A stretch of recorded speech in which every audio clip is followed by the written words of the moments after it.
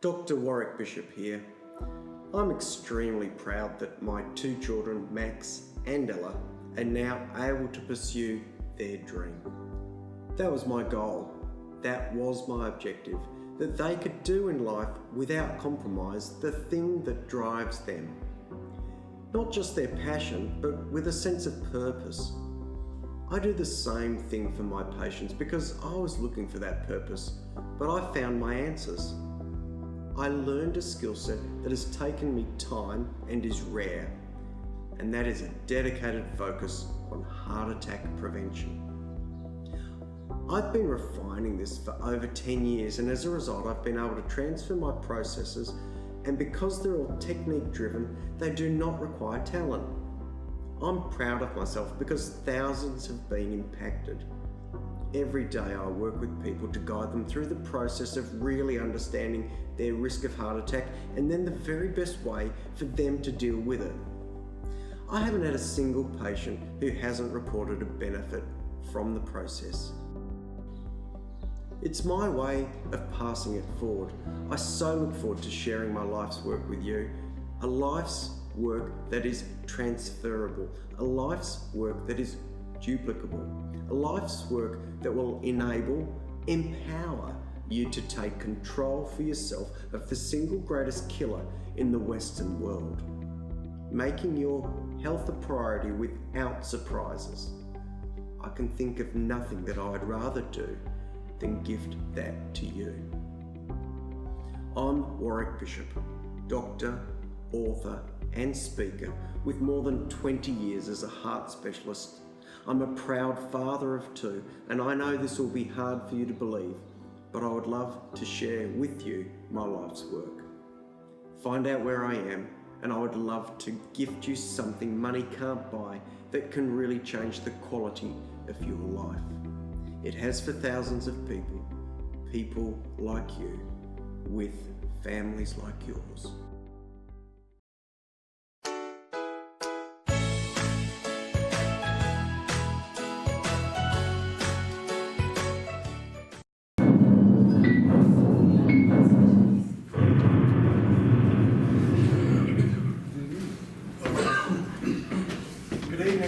That was a coronary plaque just rupturing. If you're wondering what it was, and that's what we're all here to try and avoid.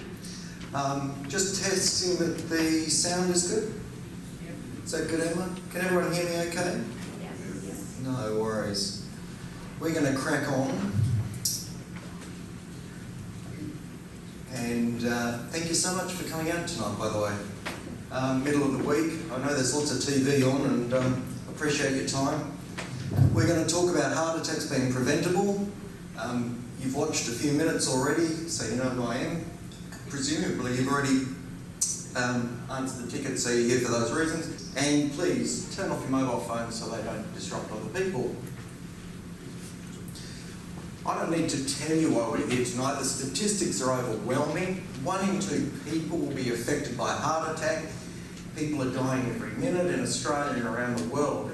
It really is a big deal. Is there anyone here tonight who's actually had a heart attack? So I can't begin to imagine how scary that must be and out of the blue it must be, and I imagine you must be here partly because the questions are still unresolved for you. But we see people out of the blue having heart attacks, family, friends. It's scary. It can occur without warning. Some people survive. If they are lucky, 1 in 6 died. Many will be incapacitated, and the question for tonight is, could it happen to you and what can we do about it? I want to talk a little bit about what is the significance of cholesterol, things like blood pressure, smoking. Thank you for coming. Family history. Why do we see heart problems come out of the blue, and what can we do differently? You've seen this already in some of the clips that are shown tonight. You may have seen it on my Facebook or social media, but literally my life changed in 2005 when I was on the way to work on the weekend. There was a fun run in progress. There was an ambulance at the side of the road with a commotion. I thought just because I was a doctor and a good Samaritan I would offer to help. It turned out a man had literally dropped dead while running. He was resuscitated by the paramedics of the ambulance, there was a passing GP who was also running a passing nurse, and I brought over to help. This gentleman did so well that a couple of days later he made the front page of the local newspaper. We had to change the local newspaper because Rupert Murdoch wouldn't let me keep using it. You know him up here. So quite proud because I got mentioned in this newspaper article. I took it into my office and showed the staff. I did have one of my secretaries say, "Oh, Warwick, you saw this guy about 18 months earlier." I had not foreseen this event. This was a 53 or 52-year-old male who is otherwise fit and well. I had not predicted this was going to happen. I failed this man, and that, for me, was confronting. I'd actually done everything right in terms of what the guidelines are. I'd done everything right in terms of what any cardiologist actually would have done for this gentleman. I'd assessed him for some non-specific chest pain, put him through a treadmill test, told him to take a bit of aspirin with his blood pressure medication, did an Australian cardiovascular disease risk calculator and sent him on his merry way. But it wasn't good enough, really, not in my opinion. What we were doing, and to a large degree what we continue to do now, I believe potentially costs lives. It made me open to new approaches and made me open to looking at the new technology that was starting to appear on the horizon. It certainly focused me on prevention being better than cure. So my goal today is to try and have a discussion about helping you prevent an unexpected heart attack and show you how to get there. This is about current medical literature. It's about utilising current technology. It's about my years of experience and practice in that space. But importantly, it's about information and education, because the better informed and the better educated you guys are, the better health you will get. Most importantly, it's about saving lives. So, I got here after the Fun Runner. I was looking for better. Technology is always changing, and it turned out that I'm getting feedback, so I won't walk over there. So what happened is on the horizon there was, I'll walk through here so I can see you. So what happened was there was feedback again. I think I'll just keep still. We need your microphone up there. Yeah, thank you. So what did happen was there was technology on the horizon which was to allow us to image the heart, and I really got quite interested in doing this because the opportunity to look inside the arteries was something that just wasn't available as I went through medical school.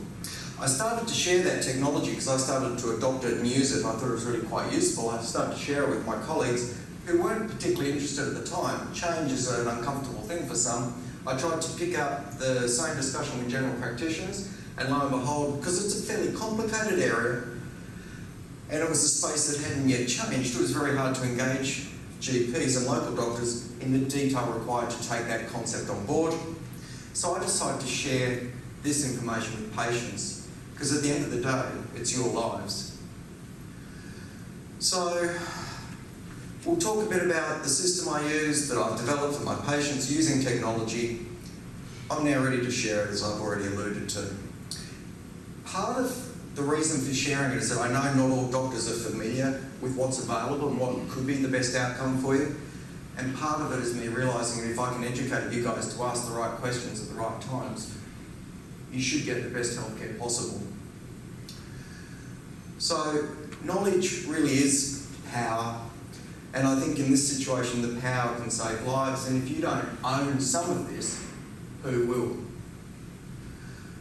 We know that heart attack gives rise to surprise, confusion, but I think it also gives rise to opportunity, and I'm going to touch on the solution as well. We still see people out of the blue have heart attacks, and I think that's scary. And for the people who've already put up their hand, my guess is that was out of the blue. You didn't see it coming. And this is in spite of people looking after themselves. And the confusion is that you do everything right and something goes wrong. And yet some people do everything wrong and nothing goes wrong. So how do we reconcile that? Really, it doesn't seem to make sense. But what if we could do better? What if we could evaluate people's risk in a far more precise way and actually pin them down to what their future really could look like? And what if that solution came about by using the latest technology that allowed us to do some of that work with more precision and literally dramatically reduce heart attack. Because we know if we exercise and we eat proper and our weight is okay and our cholesterol's good and our family history is good, that we won't have a heart attack, right? Because, I mean, that sort of stuff's in the newspapers, so it's got to be right. It's not, is it?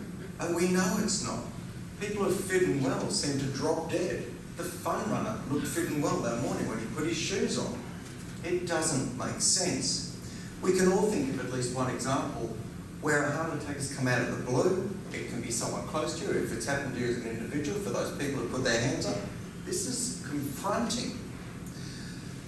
People who seem fit and well and it comes out of the blue. So, keeping fit and healthy is no guarantee to avoid a heart attack. I'm not saying that you shouldn't look after yourself. I think it's really important you do. Things like diabetes and heart disease is definitely your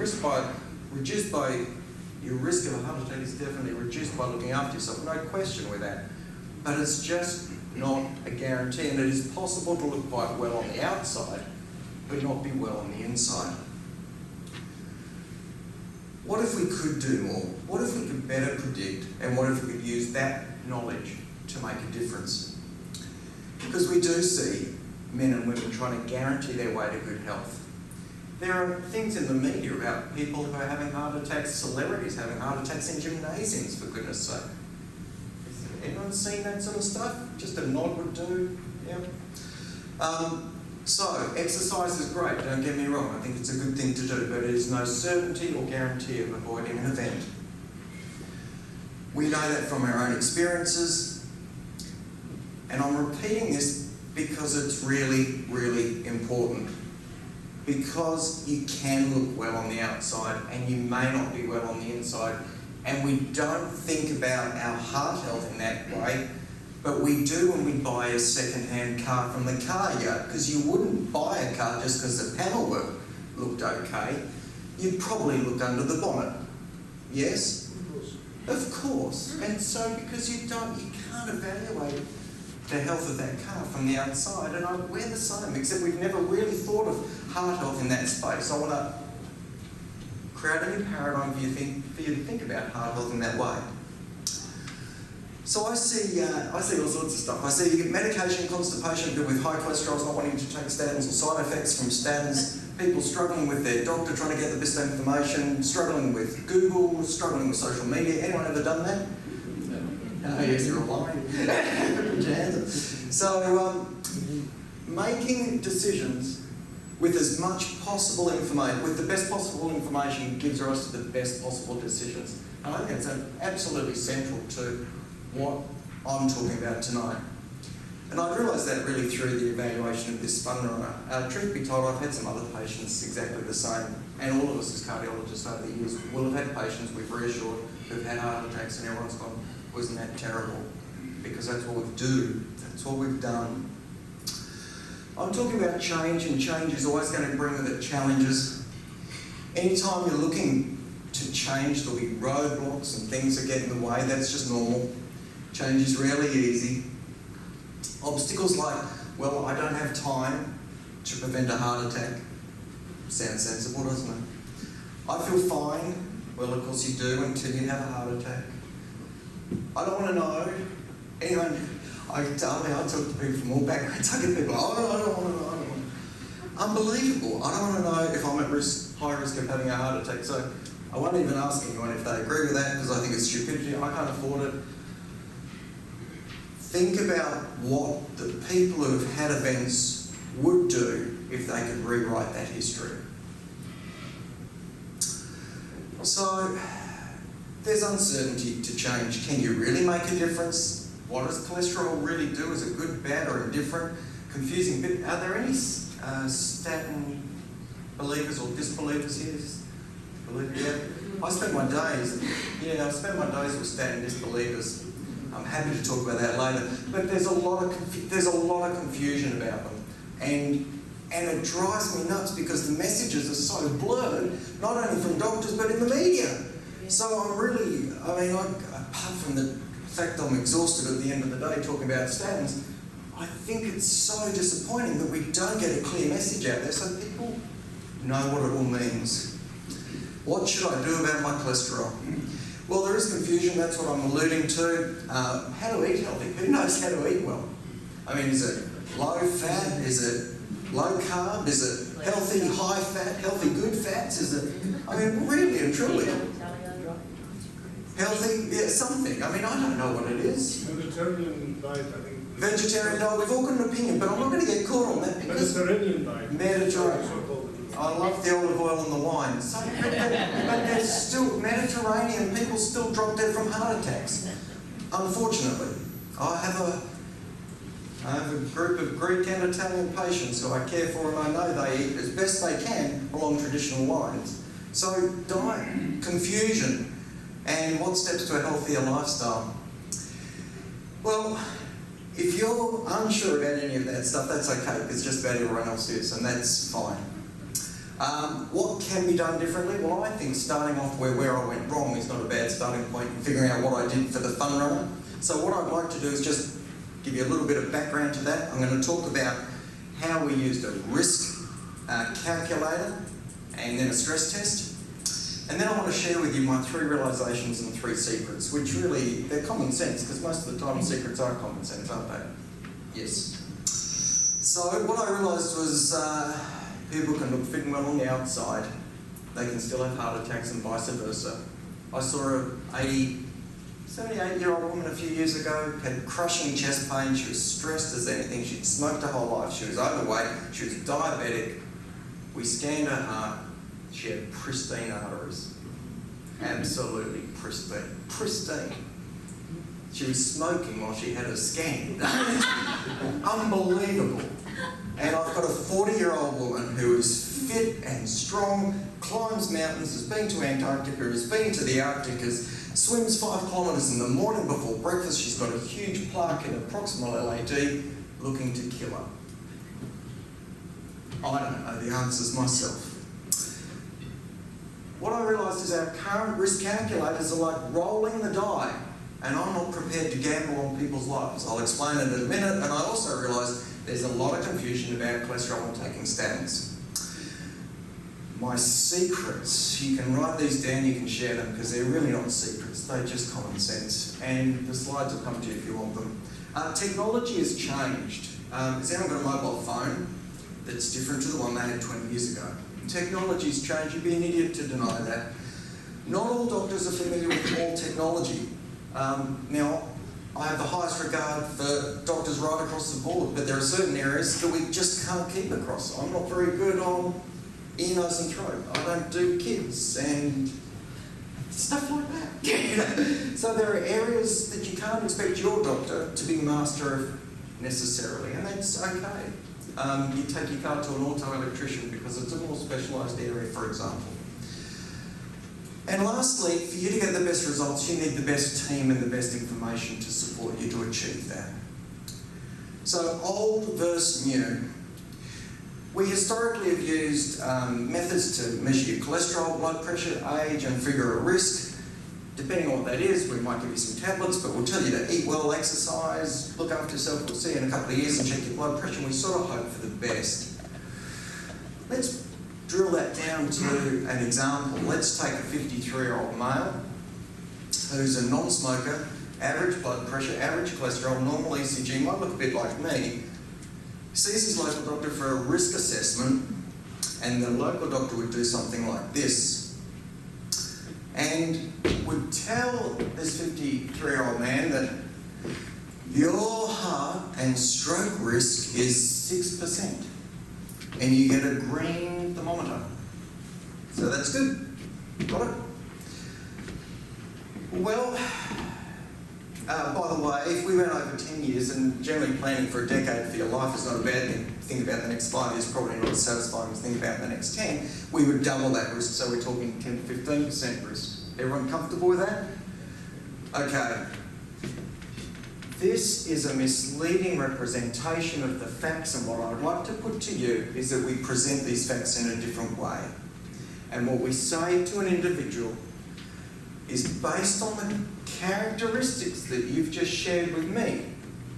We know if we take 100 men who are 53 years of age and follow them for 5 years, 6 of them will have a coronary event. We just don't know if you're one of the 6 or one of the 94. This is a very, very different way of thinking about it. Do you get it? Because your event rate can't be 6%. Your actuality will be 0%. You're fine. Or 100%. 1 in 6 chance of dying.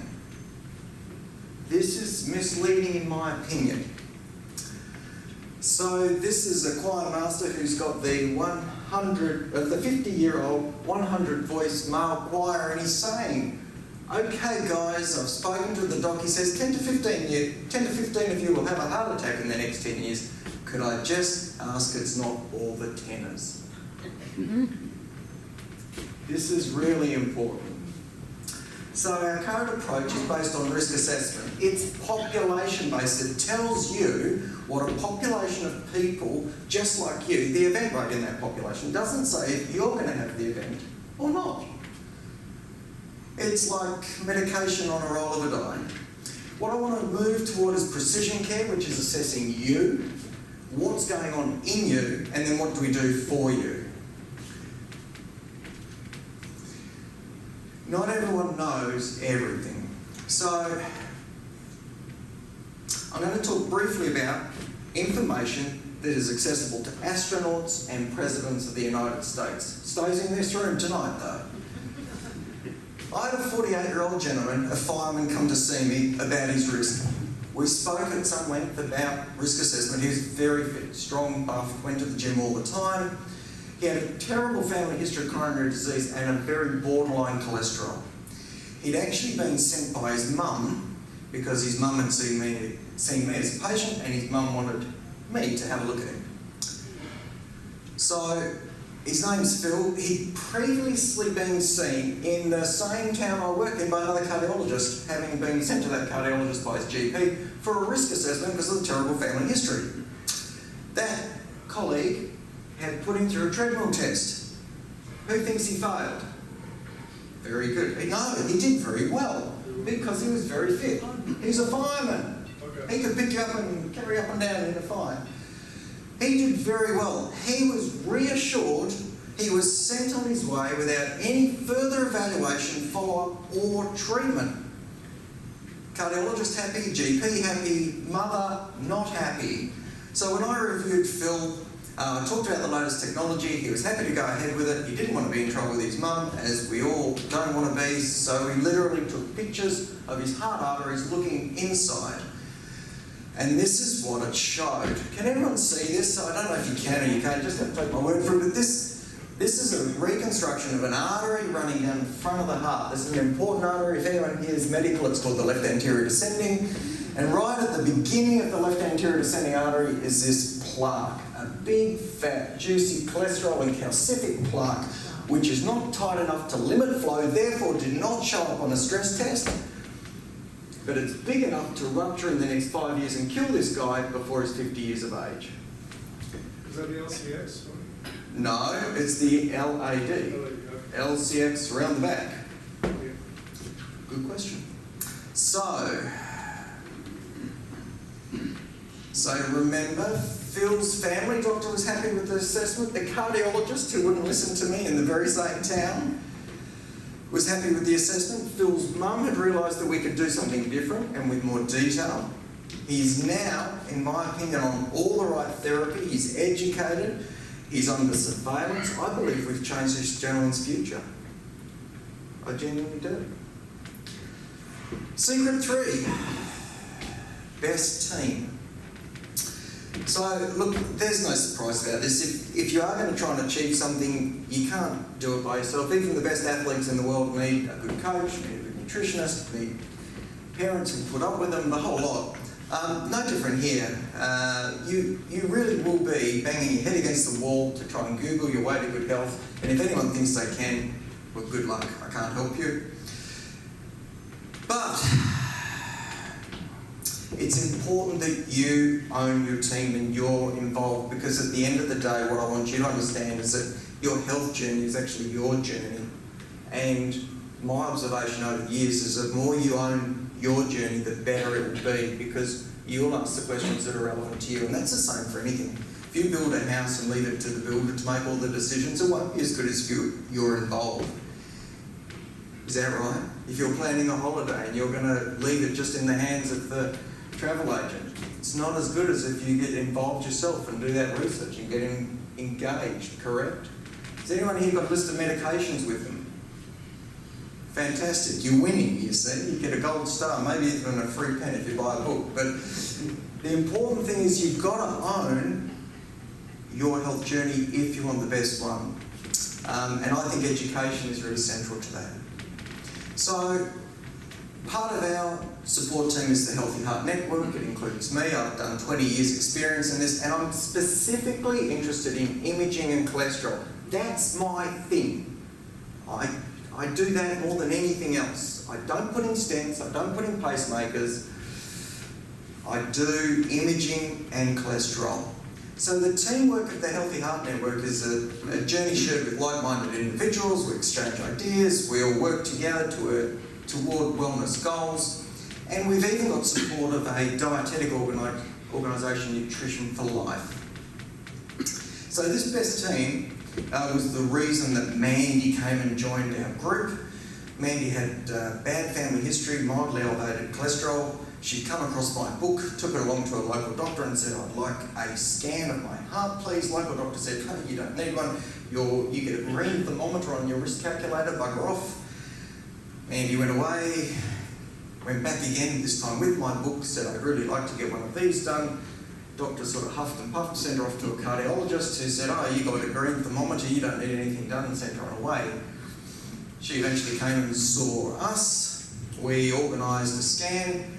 We demonstrated what was going on in her arteries. We've made a plan that's specific and unique to her based on her family history, her cholesterol and the findings on her scan, and we've set up a strategy that she is happy with. So the question for you is, who would you like as the people in your team? So the 3 secrets: technology's changed, not all doctors know everything, and you need the best support if you're going to achieve your goals. So the question for you guys tonight is, what do you want to do about it? Well, if you're with me and you believe prevention is better than cure, then we have some options for you. One of the things that's probably in the back of your mind is, if I'm talking about scanning the heart and imaging and all this stuff, well, why isn't it standard? Is there controversy around this? Not really, but some doctors will say there is. Some will say, "Oh, you've got to show us the research, this double-blind, randomised mortality benefit, blah, blah, blah." Is there a conspiracy? I don't think there's a deliberate conspiracy hiding the imaging of the heart. There's a lot of advocates who are highly regarded pushing that message. Is there capitalism? Interestingly, I get paid a lot more to do a stress test on someone and reassure them than I do to send them off for a scan on their heart and tell them the truth. Which is a bit confronting, isn't it? So I'm not going to suggest any of my colleagues would be affected by that, but I can report that back to you. Competency: it is hard to train up in new things and be comfortable with them. You need some time. And is there complacency? Well, if I was a cardiologist and I was happy doing what I was doing, and things changed around me, but I was still happy doing what I'm doing, maybe we'd call that complacency. Not a requirement to keep up with what's going on. So what we're really sort of talking about here to some degree is your future heart health, and I'm going to mention the Healthy Heart Network, which is what I put together with John, who's down the back of the room. He's my co-founder, and he's helped me he's supported me in putting all this information together. But at the end of the day, you're going to make an investment for your own health somewhere, or not. And if not, that's absolutely cool too. You're going to make a choice, you're going to make a selection of a doctor, and you're going to hope for your best outcome. And what I'm going to put to you is, in this space, I think we can really offer you something. And I'd like you to consider what that is. So I hope you think this is time well spent. I hope it's given you some food for thought. There is an opportunity for more information. We'll do question and answers at the end. Obviously, you can't cover everything in half an hour or thereabouts. And I do want to touch on the Healthy Heart Network, which is what John and I have put together. And really, the Healthy Heart Network, in essence, is an educational system or program that recognises that the very best is out here somewhere, and that most people are getting information that's back here somewhere, and that there's a gap. And I can't think of a better way to bridge that gap at the moment. I've tried to share information broadly with cardiologists, tried to share information broadly with GPs, but if I can put that information in the hands of individuals who are motivated and want to look after their own heart health, I think that's a great starting point. So we've got a series of modules broken down into bite-sized pieces that you can take at your own rate. As soon as you sign up for the network, there's an immediate access to a whole raft of information and supportive material. So, what exactly is the Healthy Heart Network? I'm going to risk the reverb because can't do it. Okay, so it's the Healthy Heart Network includes access to a premium membership site where we deliver content on a regular basis. There's the video courses and modules. They're pretty straightforward. We've got a special members group, so there's a closed group where we get together on a regular basis. We've got bonus prevention kits to support some of the work you'll be doing in that space, healthy bonuses as well. We've also got stuff to promote physical and emotional growth, and personal contact with me where we're doing twice weekly Q&A sessions to cover specific points as well as some of the educational material. We know that without implementation, nothing really happens. So things can be a good idea, but if you don't start taking the steps, you don't go anywhere. That's why we're offering extra bonuses to support that journey. We've got a journal which will help guide you to your best outcome. We've got a copy of my book, and we've got a set of Bluetooth scales with a mobile app, all valued at over $200. For one of the membership levels, we even include a rebate of the scan so that we support you doing what we talk about in that journey. We also include some dietary support. So I think diet is confusing, but we've got a complimentary dietary assessment. We've got a low-carb, healthy fat living ebook, value at $50, low-carb, healthy fat online starter, value $200, and a sugar detox course.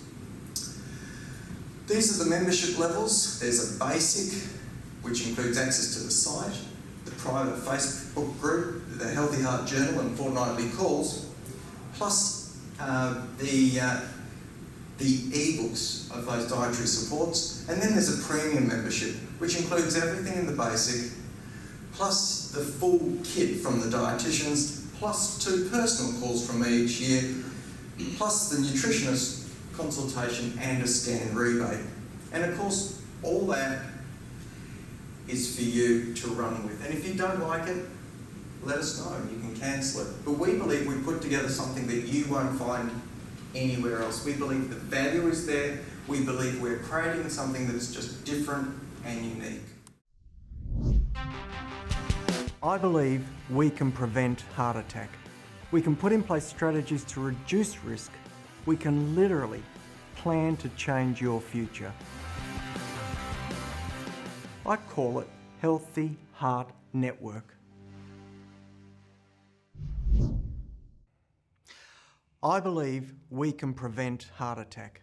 With the right knowledge and information, we can be informed, forewarned, and prepared. We can put in place strategies to reduce risk. We can literally plan to change your future. It all started when my life changed on a day a life was nearly lost. In 2005, on a cool autumn Sunday morning, I was driving to work during the time a fun run was in progress. I noticed there was a commotion by the side of the road, an ambulance and people gathering, and I thought I might just stop and see if I could help. It turned out that a 52-year-old man during the run had collapsed dead by the side of the road. A GP and a nurse who happened to be in the event had stopped to help, and the ambulance was there attending the scene. I joined in and was involved in the resuscitation of that man. Can you imagine a crowd of healthy runners, a man who had got up that morning excited to be part of an event he'd trained for, and now that man by the side of the road, his heart had stopped, and now he was fighting for his life. He did okay, 2 days later, in fact, he made the front page of the local paper, and I was so proud of myself that I took the paper into my office, only to have it pointed out to me by one of my staff that I'd seen the very same man approximately 18 months earlier in 2003 and told him he was fine. I had put him through a treadmill test, I had assessed his blood pressure, I had put him on a bit of aspirin, but nonetheless, here we are in 2005, and this man had fallen during a fun run. Can you imagine how I felt? I'd reassured him, only to be standing over his dead body at the roadside months later. I can't begin to tell you the feeling that left me with. What had I done wrong? What could I have done differently? What can be done differently? We all hear the statistics. We know that cardiovascular disease accounts for 50% of all deaths in the Western world. It kills over 350,000 people per annum in the United States, and that means that an American is dying every 40 seconds. In fact, since I've started talking, approximately 3 people have passed away from coronary disease. But it's not the statistics that move us, it's the human cost. You will know someone, stories of young lives lost, loved ones, husbands, wives, brothers and sisters. Could it be you? Who would be affected if it were you? What if it was someone you loved? It was this that was my impetus to change. More than ever, I became focused on prevention of the suffering caused by heart disease. I studied management of cholesterol, and I also became the first cardiologist in the state where I live to start using the latest imaging technology to help define the health of the arteries of an individual. I wanted to make a difference by providing the best possible care to my patients. My aim to reduce their risk of heart attack as much as possible. In fact, I became so excited about this possibility, I started to speak with my colleagues about it. I spoke at meetings in my town to the specialists like me, thinking they would be excited to embrace this new approach as I was. They weren't. Professional conservatism, healthy scepticism, and perhaps just a dash of cynicism meant I hit a brick wall. I spoke with the local doctors, the primary caregivers, to educate them about this great opportunity to be ahead of the game of heart disease. Another brick wall. Though this time because of a reluctance to utilise an approach that is not yet mainstream. Unable to convince my colleagues and unable to engage the local doctors, I was frustrated. I felt like I had a secret that could save the world, but nobody wanted to listen. I knew from my own experiences with my own patients that the way I was implementing treatments was making a difference. So how to get that information out there? Eventually I decided if I can't change the world from the top down, then I'd try to change things from the bottom up by educating and informing the very people who would be most interested in preventing a heart attack, and that's you. So I wrote a book.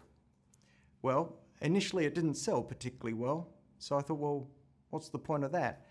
Unless I got the message out, then the message wouldn't be heard, and if it wasn't going to be heard, it wasn't going to make a difference and it wasn't going to save any lives. Then I realised I had to undertake my own journey to eventually bring my book to #1 bestseller. I started to embrace social media and to create awareness. I needed to offer people a way to get more and that led me to create a network, a distillation of my research and my training and my experience. I truly believe we now have technology to save lives, to find people who really are at high risk of a heart attack before they have an event and put in place strategies to change their futures. I remain deeply passionate about stopping people dying while they still have plenty of life to live. You have to remember, life is not a dress rehearsal.